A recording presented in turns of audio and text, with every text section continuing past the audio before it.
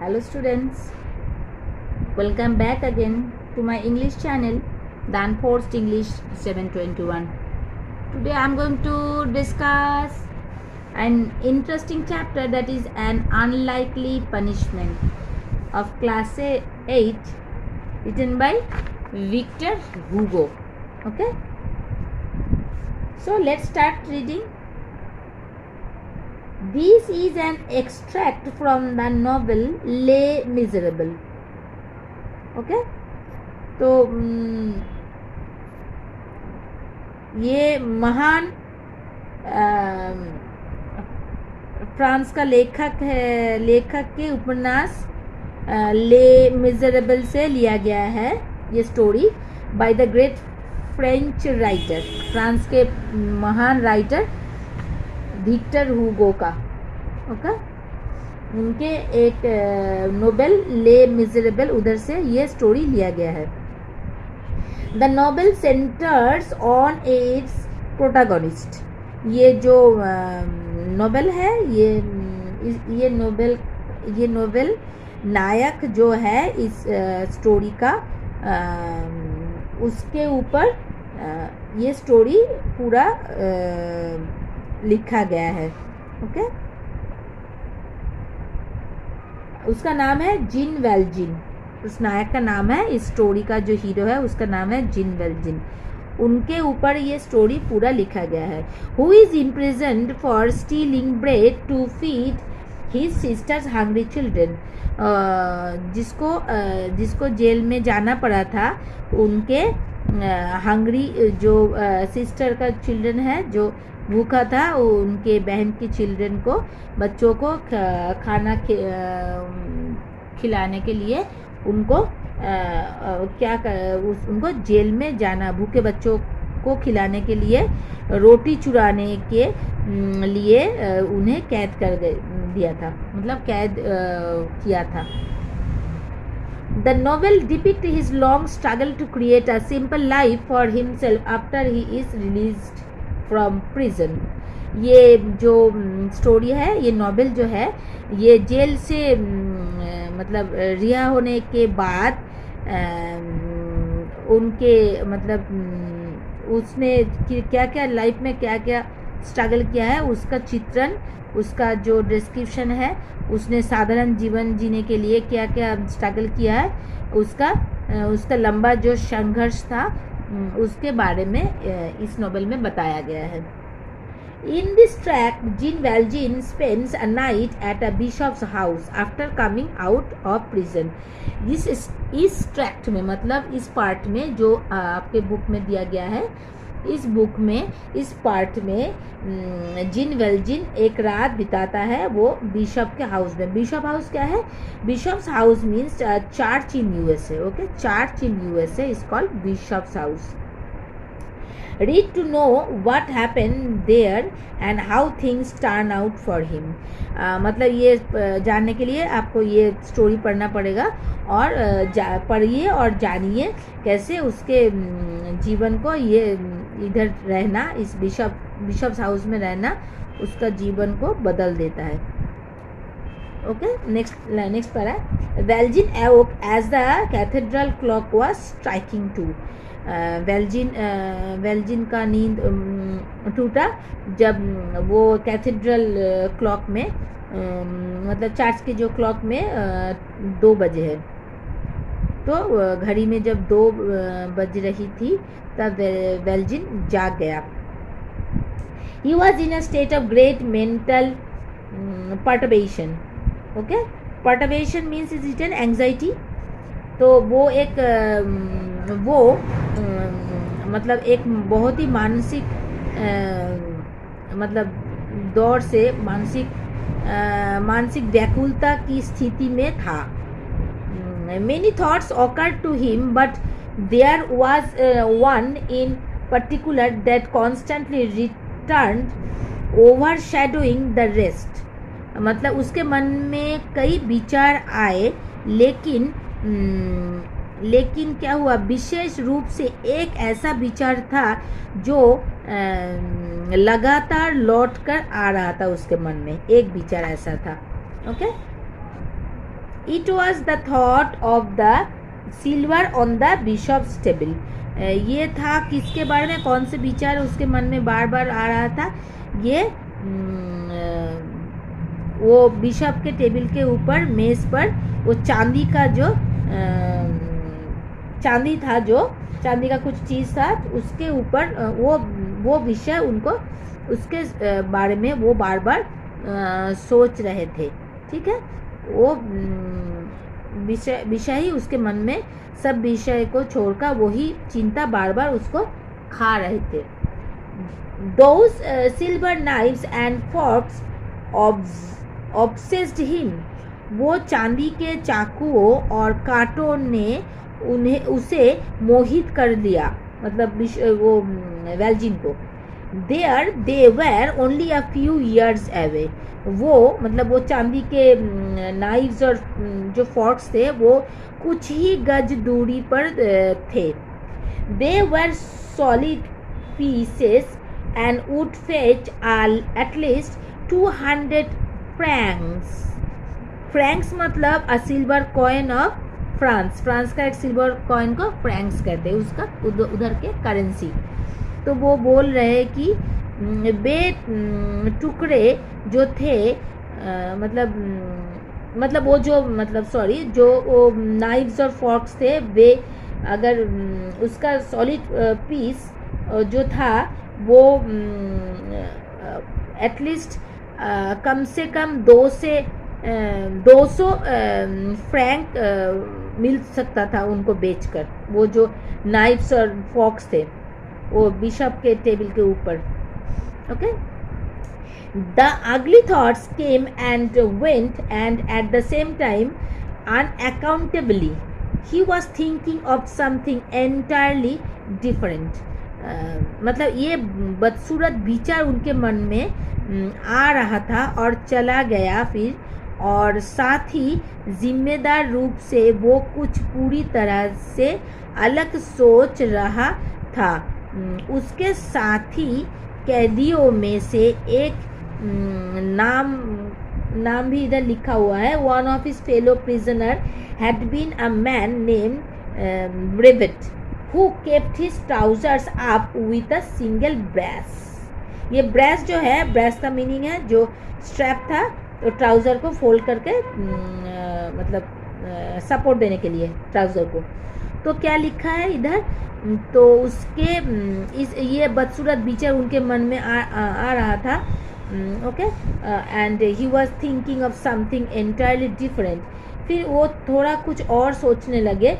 उसके जो एक फेलो प्रिजनर था, जो जेल में कैद था, जब जिन वेल्जिन, उसके एक मतलब फेलो प्रिजनर था, उसके साथ ही कैदी था वो, जिसका नाम था ब्रिवेट, जो उसके ट्राउज़र को आप करके ऊपर करके वो जो ब्रेस है उस ट्राउज़र को मतलब होल्ड करके रखने के लिए ऊपर उसमें लगा रहा था। The check design of that brace repeatedly occurred to him. वो जो चेक डिज़ाइन है वो ब्रेस का, वो बार बार उसके मन में आ रहा था। He got to his feet and stood listening. वो अपने पैरों पर खड़ा हो गया और सुनता रहा। The house was quite silent. वो घर बहुत ही चुपचाप था। He picked up his knapsack मतलब है जो बैग था उसके पास, and got something out of it. उसने अपना बैग निकाला और बैग के अंदर से कुछ बाहर सामान निकाला। It was a short iron bar sharpened to a point at one end. एक वो शॉर्ट आयरन का बार था जो शार्प किया गया था एक पॉइंट के एंड में। By daylight it could have been seen to be an ordinary miner's spike.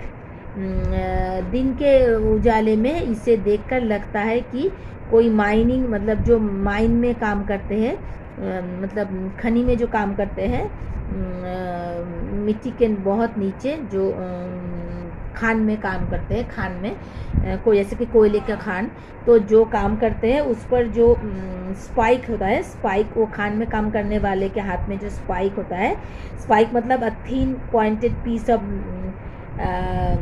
Metal और वुडन मटेरियल, वो देखकर दिन के उजाले में वो देखकर ऐसा ही लग रहा था उसको। फिर से मैं बोल रही हूँ, वो अपने पैरों पर खड़ा हो गया और सुनता रहा।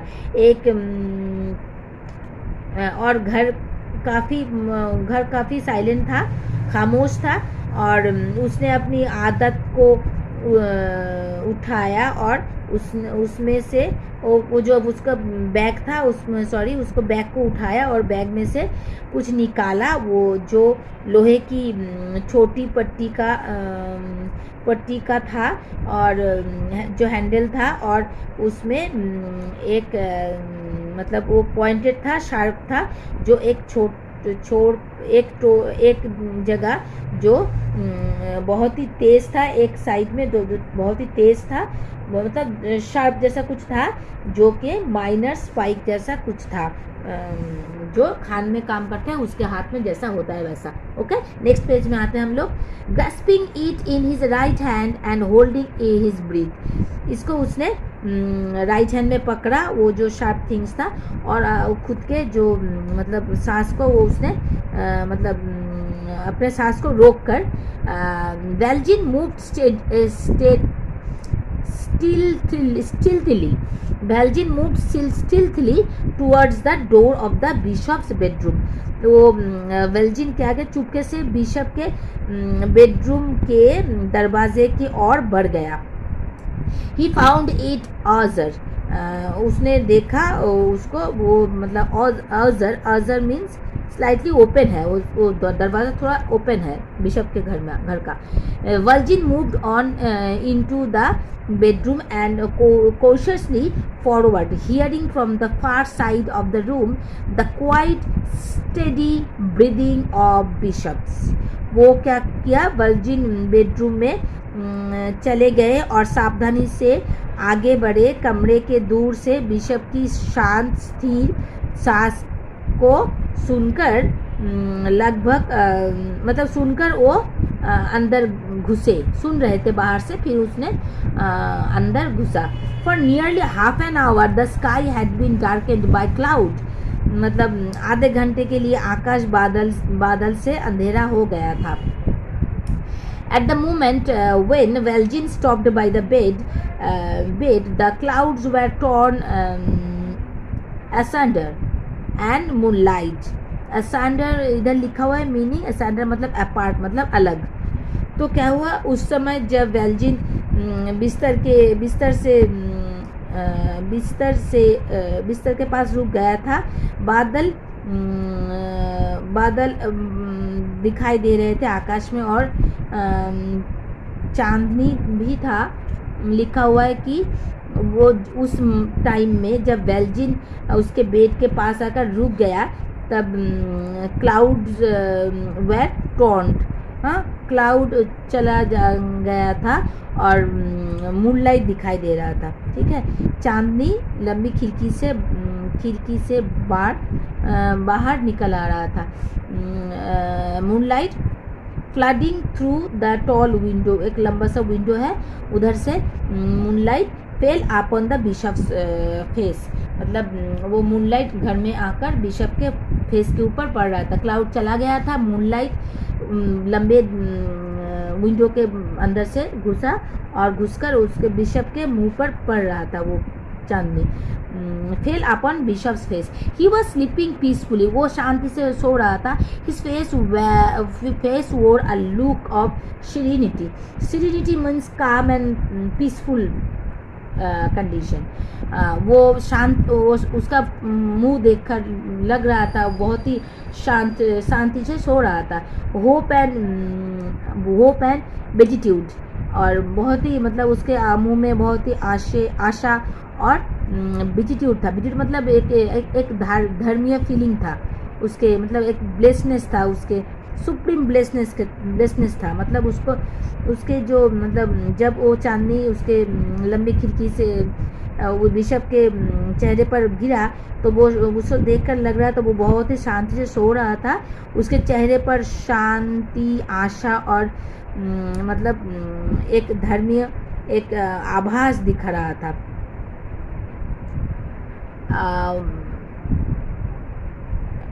आभास था, motionless in the shadow gripping the spike in his hand.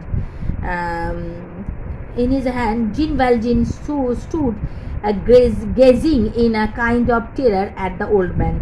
वो जीन वेल्जिन, वो हाथ में जो स्पाइक था उसने वो उसे पकड़ा हुआ था और वो बिशप के चेहरे पर वो हाथ को वो कील पकड़कर जो औजार था उसके हाथ में उसे लेकर वो बूढ़े वेल्जिन के चेहरे के ऊपर, मतलब चेहरे के ऊपर चांदनी पर गिरकर जो उसका जो आभास दिख रहा था जीन वेल्जिन का, वो वो बिशप का जो चेहरे का मतलब आभास दिख रहा था वो जीन वेल्जिन देख रहा था. उसके मतलब एक डर से देख रहा था. वो एक मतलब ग्रेजिंग कर रहा था, मतलब देख रहा था एक नज़रों से, मतलब नज़रों से देख रहा था, बहुत ही गहरी नज़रों से. All that clearly emerged from his attitude and expression was that he was in a state of strange indecision between death on the one hand and salvation on the other, ready to shatter the skull or to kiss that hand. मतलब उसके दिलों के अंदर, मन के अंदर दोनों चीज़ चल रहा था. एक तो उसके मतलब उसके अभिव्यक्ति से कुछ स्पष्ट रूप से उभर रहा था उसके ऊपर, मतलब वो जीन वेल्जिन को देखकर लग रहा था कि उसके हाथ पर मौत है, एक हाथ पर मौत है और दूसरे हाथ पर मोक्ष है. दोनों के बीचों बीच अजीब अनिर्णय की स्थिति में था जीन वेल्जिन और उसके मतलब उसके सर को, बिशप के सर को तोड़ने के लिए तैयार था और उधर वो तो तैयार था और एक भी ख्याल था और दूसरा ख्याल भी था उसका हाथ को चूमने के लिए. वो भी दोनों ही थिंकिंग उसके मन के अंदर था. कौन सा काम वो करे उसको कुछ भी समझ में नहीं आ रहा था. वो हाथ को चूम ले या उस औजार से वो शटर कर दे, मतलब वो ब्रेक कर दे, उसका बिशप का जो सर था उसको तोड़ दे. वेल्जिन suddenly moved to the cupboard. The first thing he saw when he opened the door was the basket of silver. He grabbed it, crossed the room with long strides. Strides means walk. Re-entered the oratory, picked up his stick, opened the window, climbed over the sill. Over the sill means window sill. Window के ऊपर जो जगह था उसके बारे में बताया गया, विंडो के ऊपर का जगह. Emptied the silver into his knapsack, threw away the basket and scrambling like a great cat. Scrambling मतलब moving with urgency.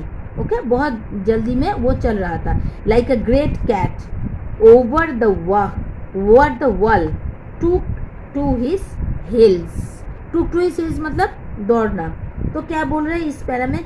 वेल्जिन अचानक अलमारी के पास चले गए. दरवाज़ा खोलने के समय सबसे पहले जो चीज़ उसके हाथ लगी, उन्होंने देखा वो चांदी की एक टोकरी था. उसने उसे पकड़ लिया. लंबी छलांगों के साथ वो कमरे को पार कर दिया और फिर उसने क्या किया, अपनी छड़ी उठाई, खिड़की खोली, खिड़की पर चढ़ गया, खाली कर दिया चांदी अपने थैले में. जो भी चांदी का चीज़ उसने लिया था टोकरी में वो उसने अपने नैपसैक में मतलब थैली में खाली कर दिया, फेंक दिया. टोकरी को फिर फेंक दिया बाहर अंदर और दीवार पर एक बड़ी बिल्ली जैसे चढ़ती है, जैसे ही दीवार पर वो चल रहा था. तो यही है 2 पेज स्टूडेंट्स. आज के लिए बस इतना ही पढ़ेंगे हम लोग. फिर मतलब दूसरे पार्ट में नेक्स्ट मतलब बाकी का जो 2.5 पेज वो पढ़ेंगे. Thank you for watching this video. And अगर आपको अच्छा लगे तो लाइक ज़रूर कीजिएगा और अगर आप नए हैं आप मेरे चैनल में तो ज़रूर सब्सक्राइब करना मत भूलिएगा.